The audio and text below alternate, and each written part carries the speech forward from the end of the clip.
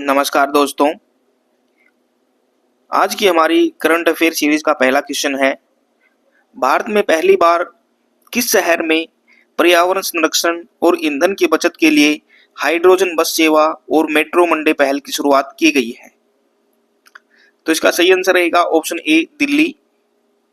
देश की राजधानी दिल्ली हाइड्रोजन बस सेवा शुरू करने वाला भारत का पहला शहर बन गया है। इसके साथ ही यहाँ ईंधन बचाने व वायु प्रदूषण को कम करने के लिए सार्वजनिक भागीदारी के तहत मेट्रो मंडे पहल की शुरुआत की गई है, जिसके तहत नागरिकों को सोमवार के दिन निजी वाहनों की बजाय मेट्रो का उपयोग करने के लिए प्रोत्साहित किया जा रहा है। दिल्ली परिवहन निगम डीटीसी द्वारा संचालित यह हाइड्रोजन बस सेवा पूरी तरह शून्य उत्सर्जन यानी जीरो इमिशन पर आधारित है। दिल्ली का यह ग्रीन हाइड्रोजन प्रोजेक्ट भारत के राष्ट्रीय हरित हाइड्रोजन मिशन को गति देने में एक मील का पत्थर साबित होगा। तो दोस्तों, दिल्ली में शुरुआत की गई है हाइड्रोजन बस सेवा और मेट्रो मंडे पहल की पर्यावरण संरक्षण और ईंधन की बचत के लिए। इसमें क्या है, मेट्रो मंडे में क्या है कि नागरिकों को सोमवार के दिन अपने निजी वाहनों की बजाय मेट्रो में सफर करने के लिए प्रोत्साहित किया जा रहा है। इसके अलावा दिल्ली परिवहन निगम डीटीसी द्वारा भी हाइड्रोजन बस सेवाएं पूरी तरह से शून्य उत्सर्जन पर आधारित है, जीरो इमिशन पर। इसके अलावा और ऑप्शन दिए गए हैं, ऑप्शन बी, बेंगलुरु। यह कर्नाटक की राजधानी और भारत का प्रमुख सूचना प्रौद्योगिकी आईटी हब केंद्र है। प्रधानमंत्री नरेंद्र मोदी ने हाल ही में बेंगलुरु में एक नवनिर्मित और भव्य ध्यान मंदिर यानी मेडिटेशन टेम्पल का उद्घाटन किया है, जो आध्यात्मिक पर्यटन का नया केंद्र बन रहा है। तो बेंगलुरु एक तो कर्नाटक की राजधानी है, आईटी हब है, और इसके अलावा प्रधानमंत्री नरेंद्र मोदी ने वहां पर किसका उद्घाटन किया है? एक मेडिटेशन टेम्पल, एक भव्य ध्यान मंदिर का वहां पर उद्घाटन किया है। ऑप्शन सी दिया है, लखनऊ। यह उत्तर प्रदेश की राजधानी है और अपनी नवाबी संस्कृति व बागवानी के लिए प्रसिद्ध है। केंद्रीय कृषि मंत्रालय द्वारा हाल ही में लखनऊ में फलों के आधुनिक उत्पादन और उनके वैश्विक निर्यात को बढ़ावा देने के लिए 2 दिवसीय राष्ट्रीय कार्यक्रम फ्रूट होराइजन 2026 का सफल आयोजन किया गया था। तो लखनऊ जो उत्तर प्रदेश की राजधानी है, वहां पर क्या हुआ, केंद्रीय कृषि मंत्रालय द्वारा फ्रूट होराइजन 2026 का आयोजन वहां पर किया गया। इसका उद्देश्य क्या था? फलों के आधुनिक उत्पादन और उनके वैश्विक निर्यात को बढ़ावा देने के लिए 2 दिन का यह कार्यक्रम रहा, फ्रूट होराइजन 2026। ऑप्शन डी दिया गया है, गुरुग्राम। यह हरियाणा का एक प्रमुख औद्योगिक और कॉरपोरेट हब है, जिसे साइबर सिटी भी कहा जाता है। गुरुग्राम जिला पर्यावरण और पक्षी प्रेमियों के लिए बेहद खास है, क्योंकि यहाँ प्रसिद्ध सुल्तानपुर राष्ट्रीय उद्यान स्थित है, जो एक वैश्विक रामसर साइट भी है। तो गुरुग्राम हरियाणा के अंदर है, साइबर सिटी इसको बोला जाता है। और यहाँ पर क्या है, यहाँ पर सुल्तानपुर नेशनल पार्क स्थित है, सुल्तानपुर राष्ट्रीय उद्यान, जो एक रामसर साइट भी है। हरियाणा में 2 रामसर साइट है, उनमें से एक ये है सुल्तानपुर नेशनल पार्क। यहाँ पर क्या है, किस लिए प्रसिद्ध है? ये साइबेरियन पक्षियों के लिए प्रसिद्ध है, जो प्रवासी पक्षी यहाँ पर आते हैं। प्रश्न नंबर 2, भारत का पहला exchange traded weather derivative contract rain Mumbai किस संस्था द्वारा लॉन्च किया गया है? भारत का पहला exchange traded weather derivative contract, जिसका नाम रेन मुंबई है, किस संस्था द्वारा लॉन्च किया गया है? इसका सही आंसर रहेगा option C, NCDEX। NCDEX national commodity and derivative exchange, national commodity and derivative exchange NCDEX। भारत के प्रमुख कमोडिटी एक्सचेंज NCDEX ने मानसून की अनिश्चितता, अत्यधिक भारी बारिश और जलवायु जोखिम के वित्तीय प्रबंधन व हेजिंग के लिए देश का पहला weather derivative contract rain Mumbai launch किया है। यह अनुबंध मुंबई शहर में होने वाली वास्तविक वर्षा की के अधिकारित आंकड़ों पर आधारित होगा। इसके माध्यम से बीमा कंपनियां, कॉरपोरेट संस्थान और बुनियादी ढांचा विकसित करने वाली इकाइयां भारी बारिश के कारण काम रुकने से होने वाले आर्थिक नुकसान का जोखिम प्रबंधन कर सकेगी। इसके अलावा और ऑप्शन दिए गए हैं बीएसई। यह मुंबई के दलाल स्ट्रीट में स्थित बॉम्बे स्टॉक एक्सचेंज है। कहां पर है? दलाल स्ट्रीट, मुंबई स्टॉक एक्सचेंज है। 1875 में स्थापित कॉरपोरेट जगत का यह संस्थान न केवल भारत बल्कि पूरे एशिया का सबसे पुराना स्टॉक एक्सचेंज माना जाता है, जिसका प्रमुख सूचकांक सेंसेक्स है। तो जो बीएसई बॉम्बे स्टॉक एक्सचेंज कहां पर है? ये दलाल स्ट्रीट में स्थित है। कब इसकी स्थापना हुई? 1875 में। पूरे एशिया का सबसे पुराना स्टॉक एक्सचेंज इसको माना जाता है और इसका सूचकांक क्या है? सेंसेक्स। ऑप्शन बी की बात करें तो एनएसई, नेशनल स्टॉक एक्सचेंज। यह भारत का अत्याधुनिक और तकनीकी रूप से अग्रणी नेशनल स्टॉक एक्सचेंज है। एनएसई देश का सबसे बड़ा वित्तीय और डेरिवेटिव एक्सचेंज है, जिसका प्रमुख मार्केट सूचकांक निफ्टी 50 के नाम से पूरी दुनिया में प्रसिद्ध है। तो नेशनल स्टॉक एक्सचेंज एनएसई देश का सबसे बड़ा वित्तीय और डेरिवेटिव एक्सचेंज है ये, और इसका सूचकांक क्या है? निफ्टी 50। बीएसई का कौन सा था? सेंसेक्स। ऑप्शन डी दिया है एमसीएक्स। यह भारत का प्रमुख कमोडिटी और कमोडिटी डेरिवेटिव एक्सचेंज है। मल्टी कमोडिटी एक्सचेंज एमसीएक्स, इसकी फुल फॉर्म है मल्टी कमोडिटी एक्सचेंज, मुख्य रूप से सोने चांदी जैसी कीमती धातुओं, कच्चे तेल और ऊर्जा व बेस मेटल्स की ऑनलाइन ट्रेडिंग के लिए जाना जाता है। प्रश्न नंबर 3, हाल ही में आई एक रिपोर्ट के अनुसार जीआई प्रमाणित अदरक की व्यावसायिक खेती को बढ़ावा देने और पर्यावरण अनुकूल कृषि के लिए किस राज्य सरकार ने अदरक मिशन शुरू किया है? अदरक मिशन शुरू किया है किस राज्य ने?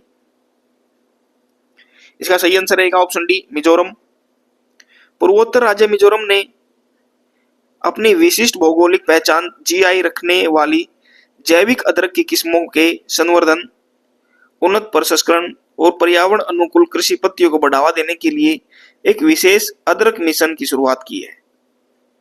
इस मिशन का सीधा उद्देश्य पहाड़ी क्षेत्र के पारंपरिक झूम कल्टीवेशन यानी स्थानांतरित कृषि के विकल्प के रूप में पर्यावरण को नुकसान पहुंचाए बिना किसानों को टिकाऊ और अधिक आय देने वाली नकदी फसल से जोड़ना है। तो अदरक मिशन किसने शुरू किया है?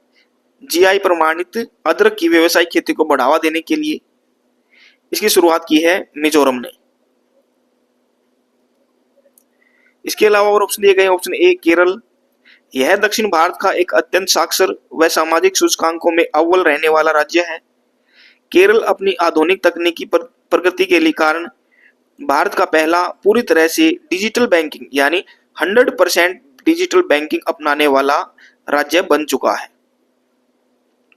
केरल के बारे में क्या है कि यह एक अत्यंत साक्षर और सामाजिक सूचकांकों में अव्वल रहने वाला राज्य है और भारत का पहला पूरी तरह से डिजिटल बैंकिंग 100% डिजिटल बैंकिंग अपनाने वाला राज्य कौन सा है? केरल। इसके अलावा और ऑप्शन है, ऑप्शन बी बिहार। यह पूर्वी भारत का एक ऐतिहासिक राज्य है जिसने स्वच्छ भारत मिशन में शानदार कार्य किया है। नवीनतम आधिकारिक स्वच्छता सर्वेक्षण के अनुसार ग्रामीण स्वच्छता के उत्कृष्ट मानकों पर बिहार को पूरे पूर्वी क्षेत्र का नंबर 1 राज्य घोषित किया गया है। देखिए बिहार है जो पूर्वी क्षेत्र का नंबर 1 राज्य रहा है रूरल सैनिटेशन में, यानी ग्रामीण स्वच्छता में पहले नंबर पर रहा है पूर्वी क्षेत्र के राज्यों में। Option C Sikkim. यह पूर्वोत्तर भारत का एक पहाड़ी राज्य है जो पर्यावरण संरक्षण में हमेशा अग्रणी रहता है। सिक्किम भारत का पहला पूर्ण जैविक राज्य होने के साथ साथ हाल ही में खुद को देश का पहला पेपरलेस न्यायपालिका राज्य, पेपरलेस जुडिशरी स्टेट घोषित करने वाला पहला राज्य भी बना है। तो सिक्किम जो पहाड़ी राज्य है, पर्यावरण संरक्षण में तो हमेशा आगे रहता ही है। इसके अलावा पेपरलेस न्यायपालिका, पेपरलेस जुडिशरी स्टेट घोषित होने वाला पहला ये राज्य है सिक्किम। प्रश्न नंबर 4, केंद्र सरकार को वित्त वर्ष 2025-26 के लिए 2.87 लाख करोड़ का रिकॉर्ड लाभांश देने की मंजूरी हाल ही में किस संस्था ने दी है? इसका सही आंसर रहेगा ऑप्शन बी, भारतीय रिजर्व बैंक आरबीआई। केंद्रीय बैंक आरबीआई के निदेशक मंडल ने लेखा वर्ष 2025-26 के लिए केंद्र सरकार को 2,86,588 करोड़, लगभग 2.87 लाख करोड़ का अब तक का सबसे बड़ा रिकॉर्ड लाभांश सरप्लस ट्रांसफर हस्तांतरित करने की ऐतिहासिक मंजूरी दी है। अब तक का सबसे बड़ा रिकॉर्ड है ये 2.87 लाख करोड़ डिविडेंड देने की जो है मंजूरी की है आरबीआई ने केंद्र सरकार को। रिजर्व बैंक को यह रिकॉर्ड मुनाफा विदेशी मुद्रा बाजार में डॉलर की ट्रेडिंग और सरकारी प्रतिभूतियों से हुआ है। यह भारी भरकम राशि केंद्र सरकार को अपने राजकोषीय घाटे को नियंत्रित करने और देश के बुनियादी ढांचे के विकास पर खर्च करने में बड़ी बजटीय मजबूती देगी। इसके अलावा और ऑप्शन दिए गए उनको देख लेते हैं। Option A, NITI Aayog. यह भारत सरकार का मुख्य नीतिगत थिंक टैंक है जो सहकारी संघवाद को बढ़ावा देता है। सरकार ने हाल ही में देश के वरिष्ठ अर्थशास्त्री और नीति विशेषज्ञ अशोक कुमार लाहिड़ी को नीति आयोग का नया उपाध्यक्ष यानी वाइस चेयरमैन नियुक्त किया है। तो नीति आयोग जो है नीतिगत थिंक टैंक है जो सहकारी संघवाद को बढ़ावा देता है। इसके नए उपाध्यक्ष के रूप में किसे नियुक्त किया गया है? अशोक कुमार लाहिड़ी को। किसको? अशोक कुमार लाहिड़ी। ऑप्शन सी दिया गया है सेबी। यह भारतीय प्रतिभूति और विनिमय बोर्ड है जिसका मुख्यालय मुंबई में है। सेबी भारत के पूरे शेयर बाजार, म्यूचुअल फंड, कमोडिटी मार्केट के निवेशकों के हितों की रक्षा करने वाली देश की सर्वोच्च विनियामक संस्था है। तो इसका मुख्यालय कहां पर है? सेबी का मुख्यालय इसका मुंबई में है। ये भारतीय प्रतिभूति और विनिमय बोर्ड है। ऑप्शन डी दिया गया है भारतीय स्टेट बैंक एसबीआई। यह फॉर्च्यून 500 सूची में शामिल देश का सबसे बड़ा वाणिज्यिक बैंकिंग संस्थान है। State bank of India Bharat का सबसे बड़ा सार्वजनिक क्षेत्र का वाणिज्य बैंक है जिसकी देश भर में सर्वाधिक शाखाएं और एटीएम नेटवर्क मौजूद है। तो फॉर्च्यून 500 की सूची में शामिल देश का सबसे बड़ा वाणिज्यिक बैंकिंग संस्थान कौन सा है? फॉर्च्यून 500 की सूची में शामिल होने वाला एसबीआई, भारतीय स्टेट बैंक ऑफ इंडिया भारतीय स्टेट बैंक है। सार्वजनिक क्षेत्र का यह बैंक है, वाणिज्यिक बैंक है और देश भर में इसकी सर्वाधिक शाखाएं हैं और एटीएम भी सबसे ज्यादा किसके हैं? एसबीआई के। प्रश्न नंबर 5, भारतीय नौसेना के लिए कोलकाता से लॉन्च किए गए पहले next generation offshore patrol vessel NGOPV का नाम क्या रखा गया है? भारतीय नौसेना के लिए कोलकाता से लॉन्च किए गए पहले next generation offshore patrol vessel, इसका नाम क्या रखा गया है? इसका सही आंसर रहेगा ऑप्शन डी, संघमित्रा। भारतीय नौसेना की तटीय सुरक्षा, समुद्री गश्त और विशिष्ट सैन्य अभियानों की क्षमताओं को स्वदेशी रूप से अत्याधुनिक बनाने के लिए पहले next generation offshore patrol vessel को हुगली नदी के किनारे कोलकाता के गार्डन रीच शिप बिल्ड से संघमित्रा नाम के स्थान के साथ लॉन्च किया गया है। यह युद्धपोत पूरी तरह से मेक इन इंडिया की तर्ज पर डिजाइन और निर्मित किया गया है। इसमें उन्नत रडार सिस्टम, एंटी-शिप मिसाइलें और हेलीकॉप्टर लैंडिंग डेक जैसी आधुनिक नौसैनिक सुविधाएं शामिल है। तो संघमित्रा नाम है इसका, कोलकाता से लॉन्च किया गया है। ये मेक इन इंडिया की तर्ज पर डिजाइन किया गया है, निर्मित किया गया है। इसमें उन्नत रडार सिस्टम है, एंटी-शिप मिसाइलें हैं और हेलीकॉप्टर लैंडिंग डेक जैसी सुविधाएं भी इसमें मौजूद है। इसके अलावा और ऑप्शन दिया गया ऑप्शन ए प्रचंड। यह रक्षा अनुसंधान और हिंदुस्तान एरोनॉटिक्स लिमिटेड HAL द्वारा निर्मित एक सैन्य विमान है। प्रचंड क्या है? एक सैन्य विमान है HAL, हिंदुस्तान एरोनॉटिक्स लिमिटेड द्वारा निर्मित एक सैन्य विमान ये है। प्रचंड भारत का पहला स्वदेशी हल्का लड़ाकू हेलीकॉप्टर जो अत्यधिक ऊंचाई वाले सियाचिन जैसे युद्ध क्षेत्र में भी स्टिक मिसाइल दागने में सक्षम है। हाल ही में राष्ट्रपति ने इसमें उड़ान भरी थी। तो राष्ट्रपति ने उड़ान भरी थी किसमें? प्रचंड में। हेल द्वारा, हिंदुस्तान एरोनॉटिक्स लिमिटेड द्वारा निर्मित विमान है। सबसे हल्का पहला स्वदेशी हल्का लड़ाकू विमान है ये, पहला स्वदेशी हल्का लड़ाकू हेलीकॉप्टर। ये सियाचिन जैसे ऊंचाई वाले क्षेत्र में भी युद्ध में स्टिक मिसाइल दागने में सक्षम है। ऑप्शन बी दिया गया है राफेल। यह फ्रांस की डसोल्ट एविएशन कंपनी द्वारा निर्मित अत्यंत घातक और आधुनिक लड़ाकू विमान है। राफेल भारतीय वायुसेना की रीढ़ की हड्डी बन चुका है। हाल ही में अंबाला एयरबेस पर राष्ट्रपति द्रौपदी मुर्मू ने इस अत्याधुनिक जेट में उड़ान भरकर इतिहास रचा था। तो राफेल क्या है? फ्रांस की डसॉल्ट एविएशन कंपनी द्वारा निर्मित है ये अत्यंत घातक और आधुनिक लड़ाकू विमान। डसॉल्ट एविएशन कंपनी द्वारा निर्मित, फ्रांस द्वारा। रीढ़ की हड्डी ये भारत की रीढ़ की हड्डी है ये। और अंबाला हरियाणा एयरबेस पर द्रौपदी मुर्मू जो राष्ट्रपति है उन्होंने इसमें उड़ान भरी थी। ऑप्शन सी दिया गया है वागशीर। यह भारतीय नौसेना की प्रोजेक्ट 75 के तहत निर्मित कलवरी श्रेणी की पनडुब्बी है। INS वागशीर एक अत्यंत आधुनिक और मुक्त पनडुब्बी है जिसमें हाल ही में राष्ट्रपति द्रौपदी मुर्मू ने कर्नाटक की कारवार नौसैनिक अड्डे पोर्ट से समुद्र के भीतर यात्रा की थी। तो वागशीर क्या है? कलवरी श्रेणी की पनडुब्बी, प्रोजेक्ट 75 के तहत निर्मित ये है। द्रौपदी मुर्मू ने कर्नाटक के कारवार जो नौसैनिक अड्डा है वहां से समुद्र के भीतर उन्होंने यात्रा की थी। प्रश्न नंबर 6, भारत की पाकिस्तान और बांग्लादेश से लगती 6000 किलोमीटर लंबी सीमा को अभेद बनाने के लिए स्मार्ट बॉर्डर प्रोजेक्ट की घोषणा किसने की है? भारत की पाकिस्तान और बांग्लादेश से सीमा लगती है 6000 किलोमीटर की लंबी जो सीमा है उसको अभेद बनाने के लिए स्मार्ट बॉर्डर प्रोजेक्ट घोषणा की है। किसने की है? इसका सही आंसर रहेगा option B, Amit Shah.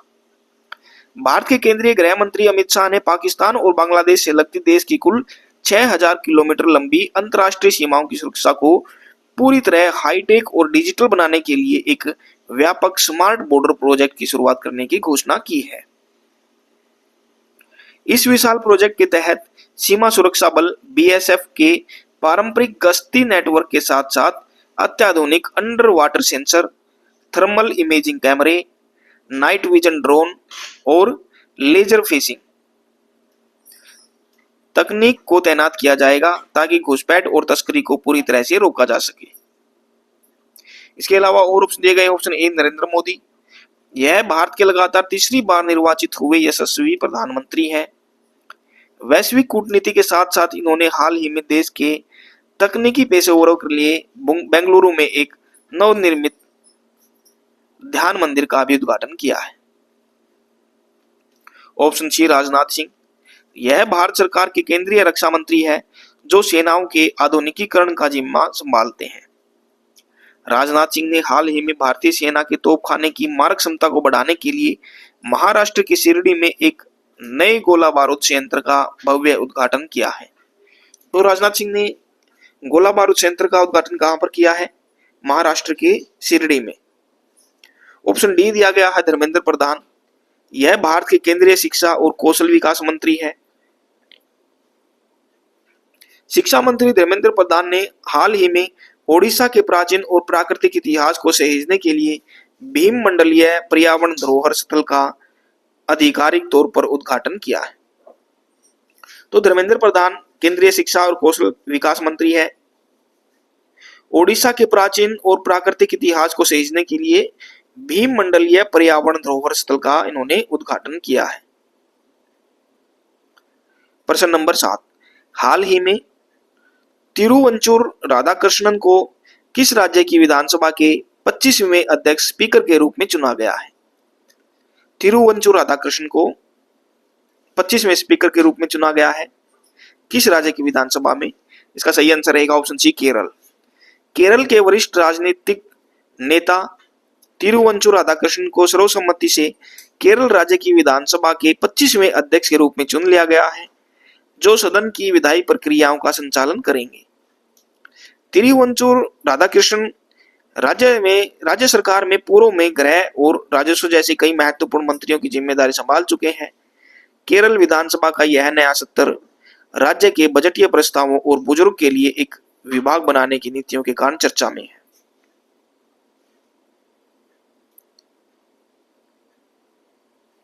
Option number A, option A Paschim Bangal. पूर्वी भारत का यह राज्य अपनी अनूठी और ऐतिहासिक विधायी परंपराओं के लिए जाना जाता है। पश्चिम बंगाल की राज्य विधानसभा के नए अध्यक्ष के रूप में हाल ही में वरिष्ठ विधायक रथेंद्र बोस को चुना गया है। तो पश्चिम बंगाल के स्पीकर किसे चुना गया है? रथेंद्र बोस।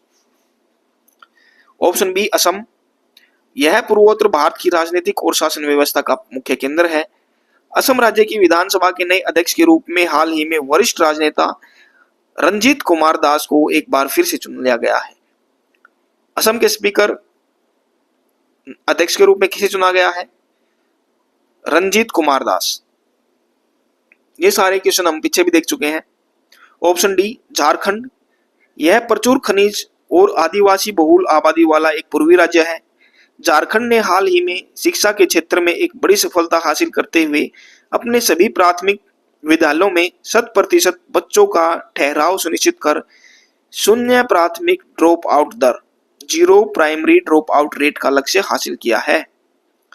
झारखंड ने क्या किया? झारखंड ने जो प्राथमिक विद्यालय है उनमें 100% बच्चों के ठहराव सुनिश्चित करके 0 प्राथमिक ड्रॉप आउट दर कितनी कर दी है? 0। ये लक्ष्य उन्होंने हासिल किया है झारखंड ने। प्रश्न नंबर 8, हाल ही में तुलसी गबार्ड ने किस देश के राष्ट्रपति खुफिया निदेशक डायरेक्टर ऑफ नेशनल इंटेलिजेंस के पद से इस्तीफा दे दिया है? ये पहले भी न्यूज में रही थी। तुलसी गबार्ड किस देश के राष्ट्रीय खुफिया निदेशक डायरेक्टर ऑफ नेशनल इंटेलिजेंस इनको चुना गया था, अब उन्होंने इस पद से इस्तीफा दे दिया है। तो इसका सही आंसर रहेगा ऑप्शन बी, अमेरिका। संयुक्त राज्य अमेरिका यूएसए की पहली हिंदू अमेरिकी सैन्य अधिकारी और राष्ट्रीय खुफिया प्रमुख तुलसी गबार्ड ने अचानक अपने शक्तिशाली पद राष्ट्रीय खुफिया निदेशक के पद से इस्तीफा दे दिया है। तुलसी गबार्ड अमेरिका की केंद्रीय खुफिया एजेंसी CIA और राष्ट्रीय सुरक्षा एजेंसी NSA सहित कुल 18 खुफिया एजेंसियों के सर्वोच्च समन्वय पद पर तैनात थी। वर्तमान में अमेरिका के 47वें राष्ट्रपति के रूप में रिपब्लिकन नेता डोनाल्ड ट्रंप कार्यभार संभाल रहे हैं। तो इन्होंने तुलसी गबार्ड ने अपने पद से इस्तीफा दे दिया है। Option A France. यह यूरोपीय महाद्वीप का एक अत्यंत शक्तिशाली और भारत का रणनीतिक मित्र देश है।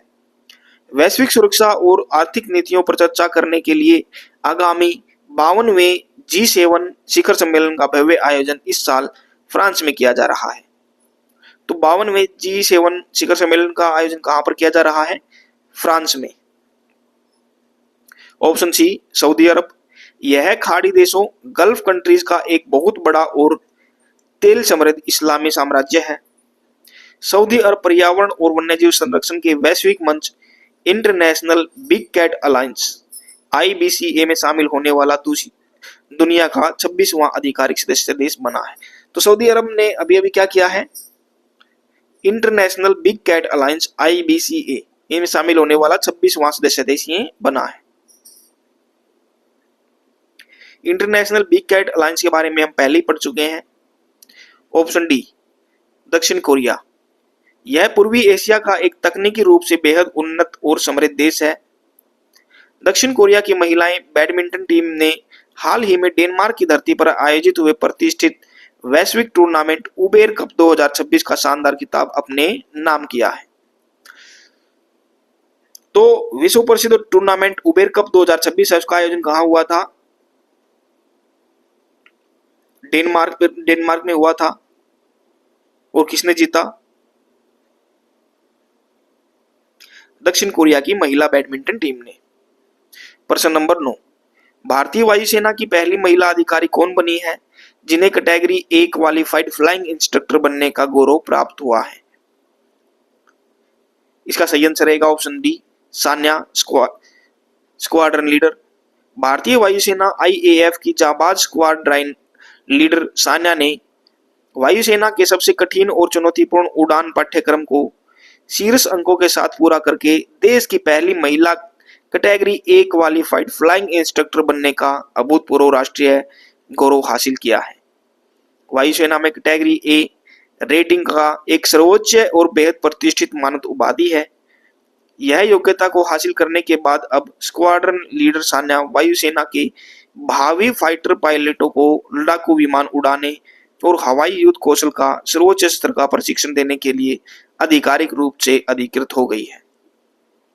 जो सान्या स्क्वाड्रन लीडर है, category A qualified flying instructor बनी है, अब वो क्या करेगी? जो लड़ाकू विमान है उनको उड़ाने का प्रशिक्षण देगी फाइटर पायलटों को।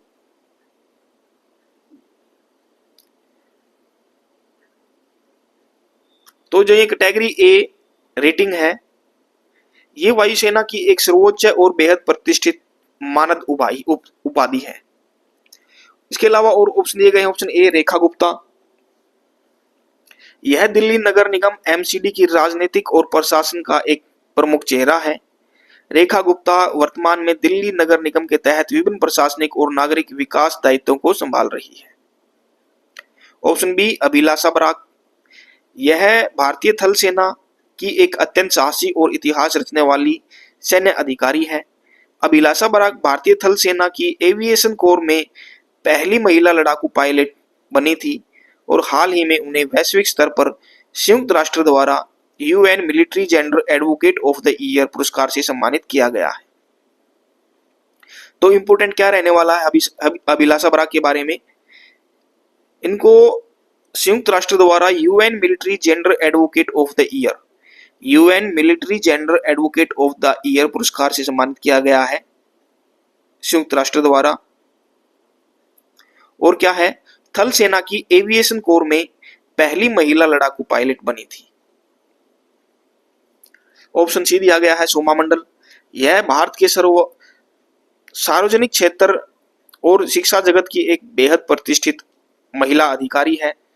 Steel authority of India limited की पूर्व अध्यक्ष रही सोमा मंडल को हाल ही में शिक्षकों के सर्वोच्च अंतर्राष्ट्रीय सम्मान कैम्ब्रिज डेडिकेटेड टीचर अवार्ड 2026 के तहत दक्षिण एशियाई क्षेत्रीय खिताब से नवाजा गया है। तो सोमा मंडल को शिक्षकों के सर्वोच्च अंतर्राष्ट्रीय सम्मान कैम्ब्रिज डेडिकेटेड टीचर अवार्ड 2026, इसके तहत दक्षिण एशियाई क्षेत्रीय खिताब से नवाजा गया है। प्रश्न नंबर 10, किस भारतीय धावक ने मात्र 10.09 सेकंड में 100 मीटर की दौड़ पूरी करके एक नया नेशनल रिकॉर्ड स्थापित किया है? मात्र 10.09 सेकंड में 100 मीटर दौड़। इसका सही आंसर रहेगा ऑप्शन सी गुरविंदर वीर सिंह। भारतीय एथलेटिक्स के इतिहास में एक नया स्वर्णिम अध्याय जोड़ते हुए स्टार धावक गुरविंदर वीर सिंह ने राष्ट्रीय एथलेटिक चैंपियनशिप के दौरान मात्र 10.09 सेकंड में 100 मीटर की रेस पूरी करके एक नया नेशनल रिकॉर्ड स्थापित किया है। भारत के खेल इतिहास में यह पहली बार हुआ है जब किसी भारतीय धावक ने 10.10 सेकंड की मनोवैज्ञानिक बाधा को तोड़ते हुए 10.09 सेकंड का समय निकाला है। इस ऐतिहासिक दौड़ के साथ ही वे भारत के सबसे तेज धावक बन गए हैं। फास्टेस्ट मैन ऑफ इंडिया, सबसे तेज धावक कौन बने हैं? गुरविंदर वीर सिंह, मात्र 10.09 सेकंड में 100 मीटर की रेस इन्होंने पूरी की है। ऑप्शन ए दिया गया है विहान जैन, यह भारत के गोल्फ खेल के एक बेहद प्रतिभावान और उभरते हुए युवा खिलाड़ी हैं। विहान जैन ने हाल ही में खेल जगत में शानदार प्रदर्शन करते हुए प्रतिष्ठित IGU southern India junior boys golf championship का खिताब अपने नाम किया है। ऑप्शन बी दिया गया है नीरज चोपड़ा। यह भारत के ट्रेड एंड फील्ड इतिहास के सबसे महान और वैश्विक स्तर के ट्रैक स्टार हैं। नीरज चोपड़ा धावक नहीं बल्कि भाला फेंक के विश्व चैंपियन खिलाड़ी हैं, जेवलिन थ्रो के खिलाड़ी हैं, जिन्होंने भारत को ओलंपिक खेल और विश्व एथलेटिक चैंपियनशिप दोनों में ऐतिहासिक गोल्ड मेडल दिलाए हैं। Option D Milkha Singh. ये भारत के खेल इतिहास के सबसे विख्यात, आदरणीय और कालजयी एथलेटिक रहे हैं। मिल्खा सिंह को पूरी दुनिया में द फ्लाइंग सिख के नाम से जाना जाता है, जिन्होंने 1960 के रोम ओलंपिक की 400 मीटर दौड़ में चौथा स्थान हासिल कर देश में एथलेटिक की नींव रखी थी। तो 1960 में रोम में ओलंपिक हुआ था, उसमें 400 मीटर दौड़ में चौथा स्थान इन्होंने हासिल किया था। मिल्खा सिंह, इनको और क्या बोला जाता है दुनिया भर में, द फ्लाइंग सिख के नाम से ये प्रसिद्ध है। तो दोस्तों ये थे आज के हमारे करंट अफेयर के 10 टॉप क्वेश्चन। इनको हमने एक बहुत ही डिस्क्रिप्टिव फॉर्म में पढ़ने की कोशिश की है, और भी ज्यादा इसमें जो है करंट अफेयर ऐड हो सके, हर एक ऑप्शन को हमने एक बहुत ही बढ़िया तरीके से पढ़ने की कोशिश की है। आशा करते हैं वीडियो आपको पसंद आई होगी। वीडियो पसंद आए तो लाइक कीजिए, शेयर कीजिए, चैनल को सब्सक्राइब कीजिए। मिलते हैं ऐसी नेक्स्ट वीडियो में। धन्यवाद।